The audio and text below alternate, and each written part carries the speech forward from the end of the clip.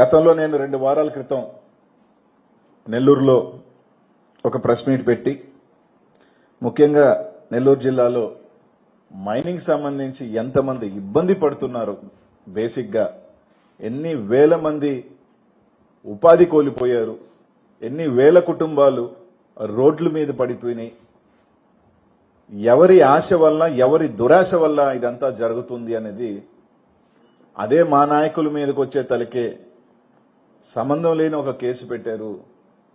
ఈ విధంగా చేస్తున్న వాళ్ళ మీద మీరు ఎందుకు కేసులు పెట్టకూడదు అని చెప్పి మాట్లాడటం జరిగింది. ఆ రోజు కొన్ని ఆధారాలు కూడా ఎవరు కంపెనీ పెట్టారు, ఏ కంపెనీ చేస్తుంది అన్నీ కూడా ఆ రోజు చెప్పడం కూడా జరిగింది. ఆ రోజు నేను చెప్పిన తర్వాత కొంతమంది ప్రెస్ మీట్ పెట్టారు. తర్వాత ప్రెస్ మీట్ పెట్టి నేను వారం రోజుల లోపల మీరు కానీ ఎన్ని కానీ లేకపోతే మళ్ళీ కూడా నేను ముందుకు వస్తానని చెప్పాను. 2 వారాల తర్వాత 14 రోజుల తర్వాత ఈరోజు మళ్ళీ నేను ప్రెస్ మీట్ పెడతా ఉన్నాను.